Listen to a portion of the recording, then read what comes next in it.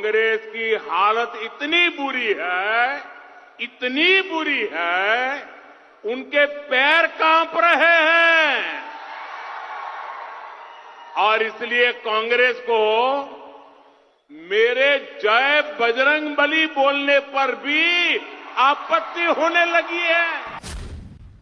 बजरंग दल को बैन करने का मतलब कांग्रेस के द्वारा सीधे हिंदू आस्था के साथ खिलवाड़ करने का प्रयास हो रहा है और कोई भी हिंदू समाज का नागरिक इसे बर्दाश्त नहीं कर सकता, इसे स्वीकार नहीं कर सकता है।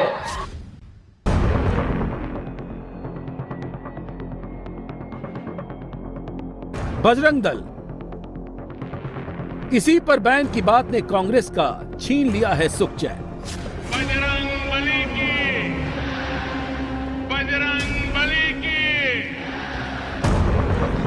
अंदाजा तो कांग्रेस को भी नहीं था कि बात इतनी बढ़ जाएगी।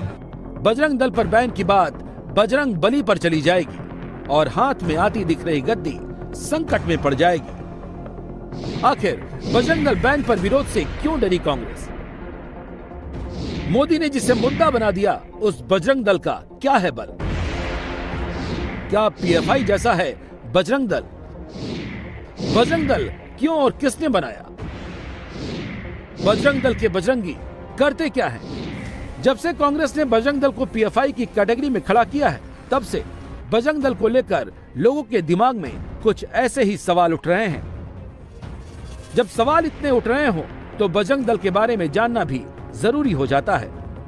बजरंग दल को जानना है तो सबसे पहले लेकर चलते हैं बजरंग दल के शिविर में। नागपुर में 1100 बजरंग दल के कार्यकर्ता जुटे। त्रिशूल दीक्षा का आयोजन किया गया। बजरंगियों को त्रिशूल चलाना सिखाया गया। मातृशक्ति दुर्गा वाहिनी ने भी त्रिशूल की दीक्षा ली। बजरंग दल की इस त्रिशूल दीक्षा का मतलब क्या है? क्यों बजरंगियों को 1100 त्रिशूल बांटे गए? क्यों मातृशक्ति दुर्गा वाहिनी को त्रिशूल चलाना सिखाया गया? ये वो बातें हैं जो बजरंग दल को कटघरे में खड़ा करती है, लेकिन उसका जवाब त्रिशूल दीक्षा के शपथ में आया। त्रिशूल बांटने से पहले बजरंगियों को ये शपथ दिलाई गई। मैं संकल्प लेता हूं कि मैं हिंदू धर्म की रक्षा के लिए त्रिशूल, यह धर्म शस्त्र धारण कर रहा हूं।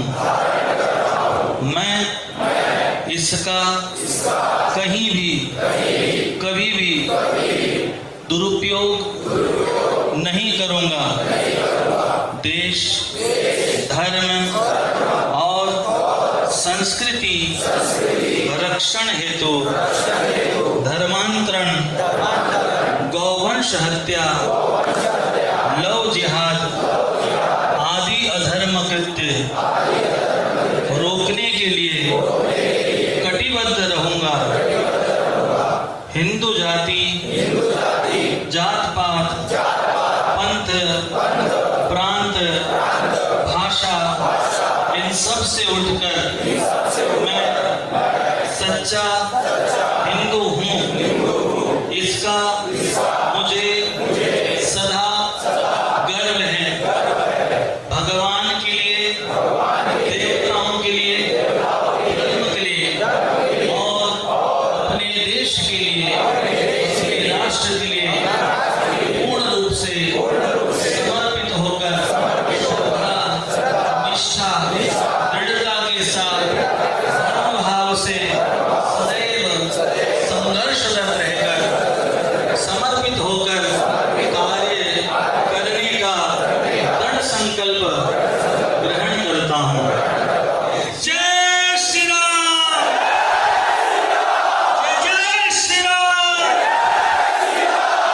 सियावर रामचंद्र भगवान की, सुत हनुमान की, पति महादेव की, संतन की, भारत माता की, सनातन हिंदू धर्म की, पार्वती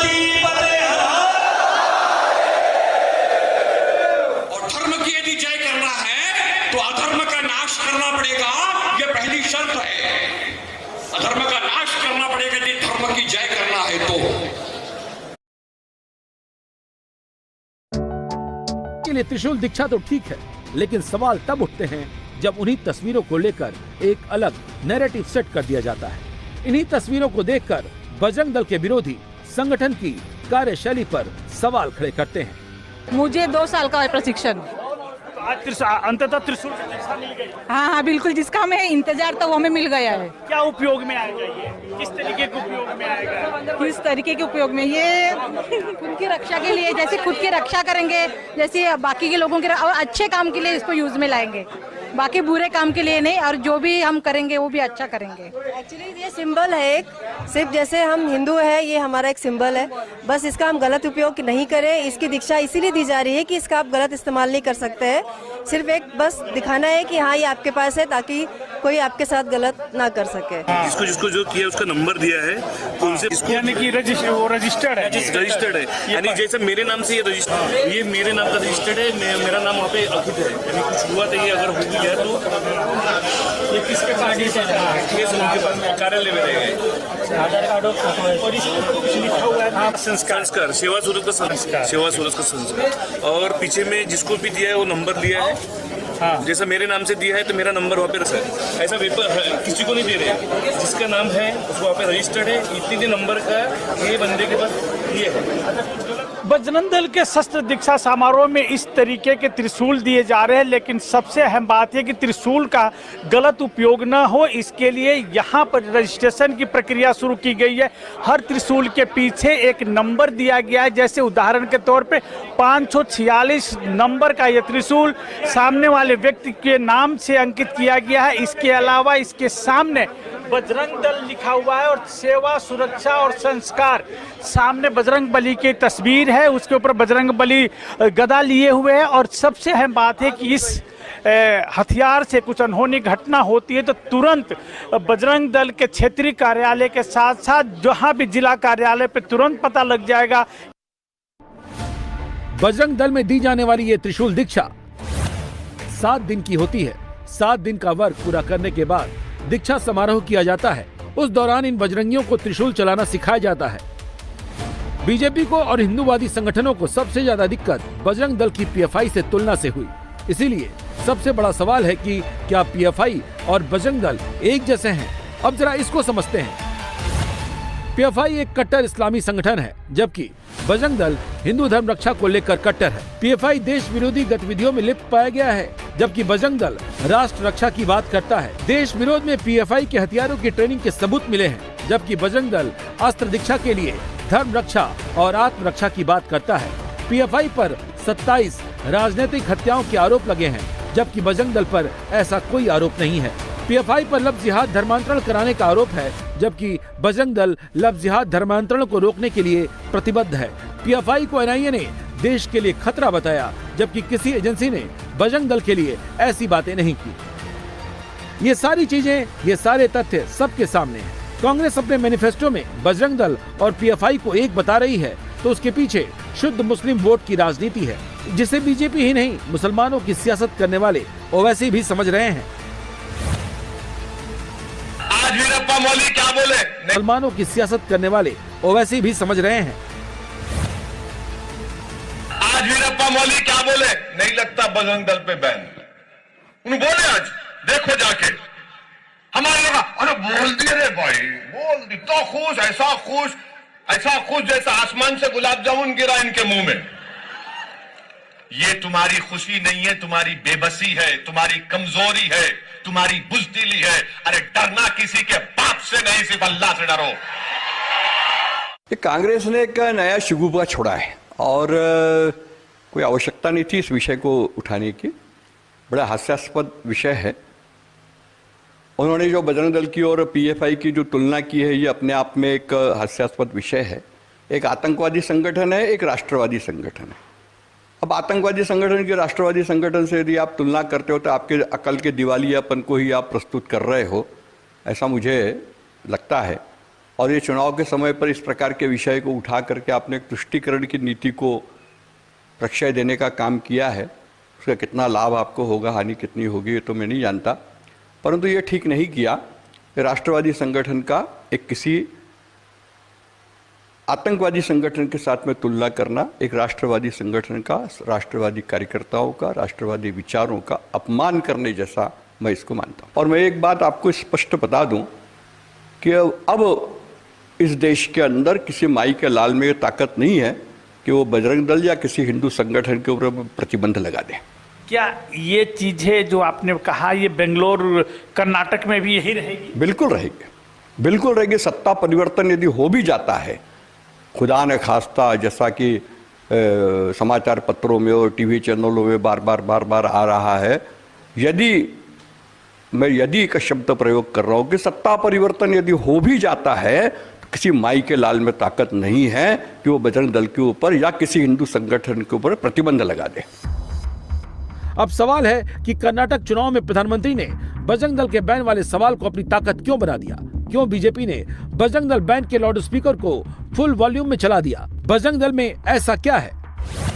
दरअसल बजरंग दल का सबसे बड़ा बल है बजरंग बली का भक्त होना। 80% हिंदुओं की बजरंग बली में आस्था है, जो वोटर भी हैं। बजरंग बली ताकत के प्रतीक हैं, जिससे बजरंग दल खुद को जोड़ता है। बजरंग दल की विचारधारा से प्रभावित ज्यादातर हिंदू युवा हैं। धर्म रक्षा, राष्ट्र रक्षा, संस्कृति रक्षा की बजरंग दल डायरेक्ट बातें करता है और सियासी पार्टियों को लगता है कि अगर ये चाह गए तो कर्नाटक की बाजी पलट सकती है। और बजरंग दल की इस ताकत को कांग्रेस भी समझ रही है और बीजेपी भी। बजरंगी बजरंगी बजरंगी बजरंगी। एक और कर्नाटक में पीएफआई जैसे संगठनों को उन्मुक्त करके समाज विरोधी और राष्ट्र विरोधी गतिविधियों को आगे बढ़ाने के लिए प्रोत्साहित करने का कार्य कर रहे हैं। और दूसरी ओर राष्ट्रवाद के लिए समर्पित अपनी सामाजिक सेवा के लिए जग विख्यात श्री हनुमान के अनन्य सेवक के रूप में बजरंग दल को बैन करने की बात करते हैं। बजरंग दल को बैन करने का मतलब कांग्रेस के द्वारा सीधे सीधे हिंदू आस्था के साथ खिलवाड़ करने का प्रयास हो रहा है।